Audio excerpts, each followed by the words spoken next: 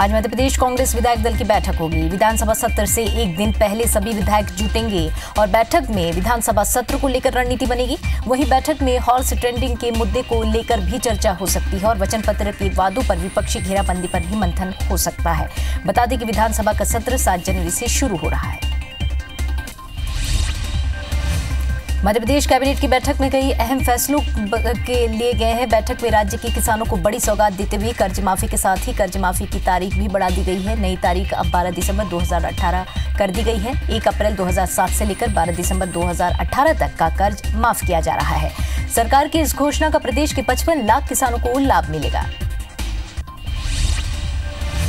मध्य प्रदेश के पूर्व सीएम शिवराज सिंह चौहान ने भोपाल स्थित प्रदेश बीजेपी दफ्तर में भारतीय जनता युवा मोर्चा की बैठक को संबोधित किया। इस दौरान उन्होंने मंत्रियों की विभाग बदलने पे भी चुटकी ली और शिवराज सिंह ने यह भी कहा है कि कांग्रेस सरकार उनकी सरकार में चलाई जा रही जन कल्याणकारी योजनाओं को बंद करेगी तो उसका विरोध किया जाएगा।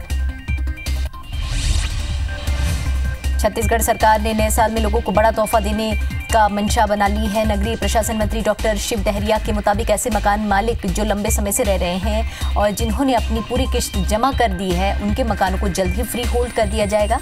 डहरिया ने यह भी कहा कि 600 स्क्वायर फीट तक के भूखंड को फ्री होल्ड करने के लिए रजिस्ट्री का कोई शुल्क नहीं लगेगा। विधानसभा की तर्ज पर लोकसभा में भी कांग्रेस का घोषणा पत्र आम लोगों से चर्चा और सुझाव के आधार पर तैयार होगा। अलग अलग वर्गों से राय ली जाएगी और फिर उनकी उम्मीदों के अनुरूप ही राष्ट्रीय स्तर पर घोषणा पत्र तैयार किया जाएगा। इसी सिलसिले में राजधानी रायपुर में दिग्गज कांग्रेस नेताओं की बैठक हुई। नेता प्रतिपक्ष बनने के बाद पहली बार बिलासपुर पहुंचे धर्मलाल कौशिक का गर्मजोशी के साथ स्वागत किया गया। बिल्हा से लेकर कौशिक के निवास परिसर तक जगह जगह अभिनंदन किया गया। कौशिक ने केंद्रीय नेतृत्व और प्रदेश के नेताओं का आभार जताया। कौशिक के मुताबिक वे प्रदेश की जनता के हितों के लिए सदन के भीतर और बाहर आवाज बुलंद करेंगे। अखिल भारतीय महात्मा फुले समता परिषद की ओर से सत्ता में बीटीआई ग्राउंड में जन आशीर्वाद महारैली का आयोजन किया गया। रैली को पूर्व केंद्रीय मंत्री उपेंद्र कुशवाहा, पूर्व मंत्री बाबू भुजबल, पूर्व नेता प्रतिपक्ष अजय सिंह राहुल ने संबोधित किया। विधायक सिद्धार्थ कुशवाहा ने अपने पिता स्वर्गीय सुखलाल कुशवाहा की 55वीं जयंती पर कार्यक्रम का आयोजन किया। छत्तीसगढ़ सरकार जल्द ही प्रदेश की पुलिस कर्मियों को बड़ी सौगात देने जा रही है। अगर सब सही रहा तो फरवरी से उस पर इम्प्लीमेंटेशन भी शुरू हो जाएगा। डीजीपी के निर्देश पर बनी टीम ने पुलिसकर्मियों के हितों को लेकर प्रस्ताव तैयार कर लिया है। डीआईजी नेहा चंपापत की अगुवाई में बनी टीम ने सभी जिलों के एसपी और पुलिस बटालियन के कमांडेंट से अभिमत मांगा है। झीरम घाटी में हुए नक्सली हमले के लिए गठित एसआईटी टीम की आज पहली बैठक हुई जिसमें सभी सदस्यों का परिचय हुआ। बताया जा रहा है कि SIT chief Bastar IG Vivekanand Sinha दोपहर को रायपुर पहुंचे थे और नया रायपुर में डीजीपी समेत कई आला अधिकारियों से मिले। इसके बाद पुरानी पीएचक्यू और एसआईबी मीटिंग हॉल में सभी सदस्यों को बुलाया गया था। बस्तर पुलिस ने सामनाथ बघेल की हत्या के मामले में एसआईटी का गठन कर दिया है। नक्सलियों ने सुकमा के नामा गांव में 4 नवंबर 2016 को सामनाथ बघेल की बेरहमी से हत्या कर दी थी। लंबे समय से जांच कर रही पुलिस ने अब विशेष जांच दल बनाया है जिसमें सुकमा के एएसपी समेत 6 अधिकारी शामिल हैं। अब कवर्धा के जंगलों में नक्सली अपना ठिकाना बनाने लगे हैं। लोहारा थाना क्षेत्र के आसपास करीब 15 नक्सली छिपे हुए थे जिनकी पुलिस के साथ मुठभेड़ भी हुई। अंधेरे का फायदा उठाकर नक्सली मौके से भाग गए। शुक्रवार की दोपहर पुलिस को सूचना मिली थी कि लोहारा थाना के वनांचल गांव पालक में नक्सली बैठक कर रहे हैं। जबलपुर में जिला परिवहन अधिकारी संतोष पाल को जान से मारने की धमकी देने का मामला सामने आया है। धमकी मिलने के बाद आरटीओ संतोष पाल ने एसपी और कलेक्टर को इसकी सूचना दी। इसके बाद सिविल लाइन थाने में आरटीओ की शिकायत दर्ज कर पुलिस आरोपियों की तलाश शुरू कर दी है। बताया जा रहा है कि आरटीओ कार्यालय के एजेंट ने ही ये धमकी दी है। रायपुर नगर निगम की 150 एमएलडी के फिल्टर प्लांट के संचालन में ठेकेदार की लापरवाही का खुलासा करने वाली आईबीसी 24 की खबर का बड़ा असर हुआ है। नगर निगम आयुक्त ने ठेकेदार के खिलाफ 3 लाख रुपए जुर्माना करने के साथ ही उनका टेंडर रद्द करने के निर्देश दे दिए हैं। आईबीसी 24 ने खुलासा किया था कि किस तरह करोड़ों रुपए में बना फिल्टर प्लांट ठेकेदार की लापरवाही से खराब हो रहा है। नगरीय निकाय में स्वच्छता सर्वेक्षण के लिए केंद्र की टीम इसी हफ्ते निकाय में आने वाली है, लेकिन रायगढ़ नगर निगम अब तक स्वच्छता रैंकिंग के लिए तैयार ही नजर नहीं आ रहा है। केंद्र जिन बिंदुओं पर स्टार रैंकिंग देने वाला है उसमें से अधिकांश बिंदुओं पर नगर निगम का परफॉर्मेंस 0 है। कचरे का कलेक्शन जहां बमुश्किल 60% इलाकों में हो रहा है। अंबिकापुर के मेडिकल कॉलेज अस्पताल में इलाज में लापरवाही और ड्यूटी पर नदारत पाए जाने पर डॉक्टर और 2 स्टाफ नर्सों पर गाज गिरी है। एसडीएम की जांच रिपोर्ट मिलने के बाद दोषियों के तत्काल निलंबन के आदेश जारी कर दिए गए। स्वास्थ्य मंत्री टीएस सिंहदेव के अस्पताल में निरीक्षण के दौरान लापरवाही सामने आई थी, जिसे लेकर मंत्री ने निर्देश दिए। इंदौर के कई इलाकों में आज पानी की किल्लत हो सकती है। सेकेंड फेज के शटडाउन के चलते अन्नपूर्णा, गांधी हॉल, सदर बाजार, सुभाष चौक, महाराणा प्रताप और राज मोहल्ला इलाके में टंकियां नहीं भर पाएंगी। इसी वजह से आज इंदौर वासियों को पानी की किल्लत झेलनी पड़ सकती है। बुरहानपुर में सर्दी के मौसम में भी जल संकट गहराने लगा है। कई वार्डों में 2 से 3 दिन के अंतराल में पानी की सप्लाई हो रही है। यहां बहने वाली ताप्ती नदी और तालाबों में भी जल का स्तर कम हो गया है। वहीं ट्यूबवेल भी दम तोड़ रहे हैं। इससे अंदाजा लगाया जा सकता है कि जनवरी के शुरू में ये हाल है तो गर्मी के मौसम में क्या हाल होगा। और इधर जल संकट से लोग चिंतित भी हैं। जबलपुर में नगर निगम की तरफ से सप्लाई होने वाले गंदे पानी के कारण हजारों लोग बीमारियों की चपेट में आ रहे हैं। शहर में लांगड़ा बुखार, चिकनगुनिया, किडनी की बीमारी और वायरल फीवर के मरीज बढ़ते जा रहे हैं। शहर के 15 लाख परिवार गंदा पानी पीने को मजबूर हैं। शहर के सभी 79 वार्ड से करीब 100 से अधिक पानी के सैंपल लिए गए थे और जांच में पानी दूषित पाया गया था। सबरीमला में 2 युवतियों के चोरी छिपे प्रवेश के उठे विवाद पर द्वारिका पीठ के शंकराचार्य स्वामी स्वरूपानंद सरस्वती ने प्रतिक्रिया दी है। उन्होंने ये कहा है कि जिस देवस्थान में महिलाओं के प्रवेश पर शास्त्रों के अनुसार प्रतिबंधित है, वहां महिलाओं का प्रवेश अनुचित है और धर्म के मामले में अदालत को फैसला करने का कोई अधिकार नहीं है। भिलाई इस्पात संयंत्र में कार्यरत डिप्लोमा इंजीनियर्स ने भिलाई इस्पात प्रबंधन के खिलाफ मोर्चा खोल दिया है। डिप्लोमा इंजीनियर्स ने भिलाई के सेक्टर 1 चौक से ग्लोबल चौक तक बाइक रैली निकालकर विरोध जताया। साथ ही सेक्टर 6 में सेल के खिलाफ नारेबाजी करते हुए पुतला दहन किया। इंजीनियरों का ये कहना है कि सेल में डिप्लोमा इंजीनियर्स का शोषण हो रहा है। मड़ियादों में हटा वन परिक्षेत्र और पन्ना टाइगर रिजर्व और राजस्व विभाग के अधिकार क्षेत्र की भूमि पर अतिक्रमण हटाने की कार्रवाई की गई। वन विभाग ने कार्रवाई करते हुए वन भूमि को कब्जे से मुक्त कराया और इधर लोगों ने इस कार्रवाई को गलत बताया है। उनका ये कहना है कि बिना किसी सूचना के इस तरह अचानक हटाए जाना बेहद गलत है। धमतरी के स्वामित्व वाली करोड़ों की जमीन इन दिनों अतिक्रमण की भीड़ चढ़ गई है। निगम दफ्तर के करीब ही मौजूद तकरीबन 2 एकड़ जमीन पर निगम चाहे तो पार्किंग सहित व्यावसायिक कॉम्प्लेक्स बना सकती है, लेकिन निगम प्रशासन की उदासीनता के चलते इस जमीन पर दिनों दिन अतिक्रमण होता जा रहा है।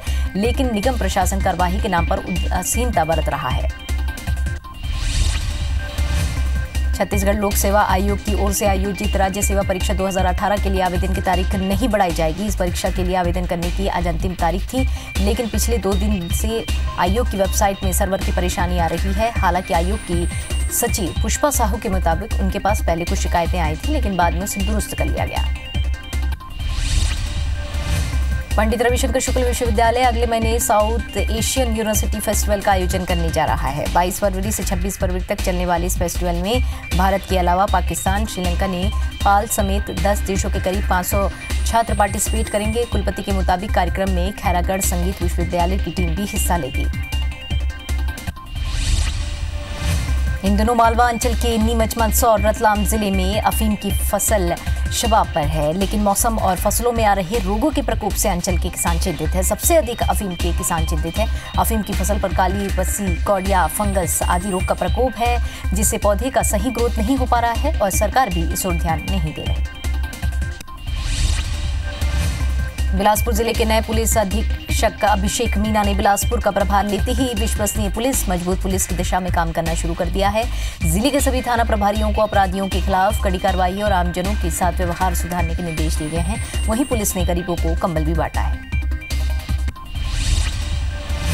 जगदलपुर के केंद्रीय जेल में अभी भी सालों पुरानी वायरलेस मैसेजिंग सिस्टम के जरिए ही बंदियों के परिजनों को सूचना देने का सिस्टम लागू है, जिससे कैदियों के परिजनों को उनके बीमार होने या अचानक मौत होने की सूचना मिलने में कई दिन लग जाते हैं।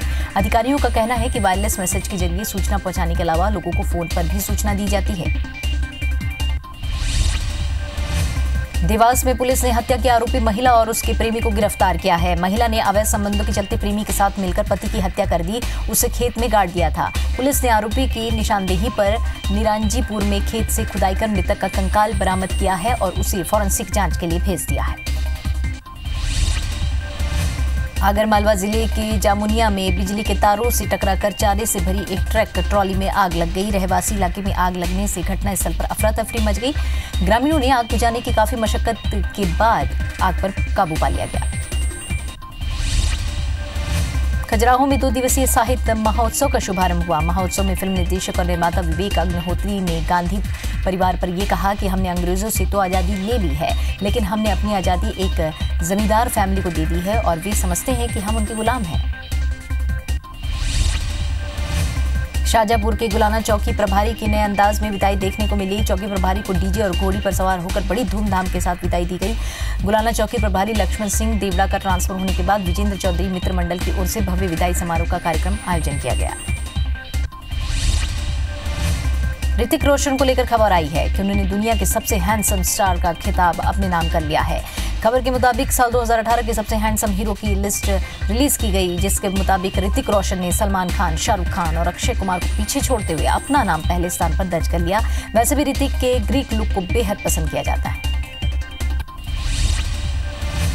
और खबर यह भी है कि विक्की कौशल की अपकमिंग फिल्म उरी हॉलीवुड की फिल्म जीरो डार्क 30 के समकक्ष है। दरअसल भारत ने पहला ऐसा साल 2011 में अमेरिका से किया था, जिसमें यह सामने आया था कि किस तरह अमेरिकी सेना ने आतंकवादी ओसामा बिन लादेन के क्षेत्र में प्रवेश कर उसे मार डाला था। और इसी हमले को उजागर करते हुए हॉलीवुड की फिल्म जीरो डार्क 30 बनाई गई थी।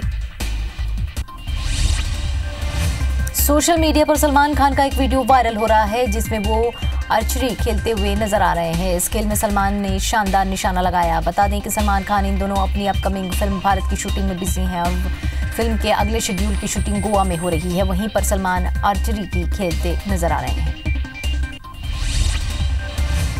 रणवीर सिंह की फिल्म सिम्बा बॉक्स ऑफिस पर धूम मचा रही है और इस फिल्म ने दुनिया भर में 250 करोड़ रुपए का बिजनेस कर लिया है। भारत में 150 करोड़ की कमाई के साथ ही सिम्बा ने सलमान की रेस 3 को भी पीछे छोड़ दिया, जिससे पहले टाइगर जिंदा है का रिकॉर्ड भी सिम्बा तोड़ चुकी है। इसी के साथ ही साल 2018 की सबसे ज्यादा कमाई करने वाली फिल्मों की लिस्ट में सिम्बा तीसरे स्थान पर आ चुकी है। दिलीप कुमार और उनकी पत्नी सायरा बानो ने बिल्डर समीर बोजवानी को मानहानि का नोटिस भेजा है। इस नोटिस में उन्होंने समीर बोजवानी से माफी मांगने के साथ ही पब्लिक में बदनाम करने के एवज में 200 करोड़ रुपए हर्जाने के रूप में मांगे हैं। हाल ही में सायरा बानो ने पुलिस में एक शिकायत दर्ज कराई थी, जिसमें उन्होंने समीर बोजवानी पर जालसाजी करने का आरोप लगाया था। सिंगर नेहा कक्कड़ ने आखिरकार अपने ब्रेकअप पर चुप्पी तोड़ते हुए सोशल मीडिया पर एक अपने ओपन पोस्ट लिखा है, जिसमें उन्होंने ये लिखा है कि बॉयफ्रेंड हिमांशु कोहली के साथ ब्रेकअप के बाद वो बेहद टूट चुकी हैं और वो डिप्रेशन का शिकार भी हो गई हैं, लेकिन वो अपने काम पर फोकस करेंगी और उनका अगला कॉन्सर्ट गुवाहाटी में होगा। रणवीर सिंह और दीपिका पादुकोण ने डिसाइड किया है कि वो शादी के करीब 1 साल तक एक दूसरे के साथ कोई फिल्म साइन नहीं करेंगे। शादी के बाद निर्माता निर्देशक उन्हें साथ लाने की कोशिश कर रहे हैं, क्योंकि जब जब दीपिका और रणवीर एक साथ फिल्मों में नजर आते हैं, फिल्म बॉक्स ऑफिस पर धूम मचा देती है। सारा अली खान ने एक इंटरव्यू में खुलासा किया है कि वो कार्तिक आर्यन को डेट करना चाहती हैं, जिसके बाद सारा और कार्तिक की मुलाकात भी एक इवेंट में हुई है। अब सोर्सेस की माने तो दोनों एक फिल्म में साथ दिख सकते हैं, जिसे इम्तियाज अली डायरेक्ट करेंगे। ये एक romantic love story based film होगी, जिसमें कार्तिक सारा साथ नजर आएंगे। बाल ठाकरे के जीवन पर आधारित फिल्म ठाकरे 30 जनवरी को रिलीज होने वाली है। ऐसा कहा जा रहा है कि इसके साथ कोई दूसरी फिल्म रिलीज नहीं की जाएगी, क्योंकि पार्टी की तरफ से इसके लिए चेतावनी पहले ही दे दी जा चुकी है। वहीं आमिर खान ने बाल ठाकरे को लेकर बयान दिया है कि महाराष्ट्र में बाला साहेब ठाकरे से बड़ा कोई स्टार नहीं है। बॉलीवुड स्टार्स नए साल का जश्न मनाने देश के बाहर गए हुए थे, लेकिन अब धीरे धीरे स्टार्स वापस मुंबई लौट रहे हैं। हाल ही में ऐश्वर्या राय बच्चन को उनके पति अभिषेक बच्चन और बेटी आराध्या के साथ एयरपोर्ट पर स्पॉट किया गया। तीनों को मीडिया ने नए साल की बधाई दी, जिसके बाद ऐश और अभिषेक रवाना हुए।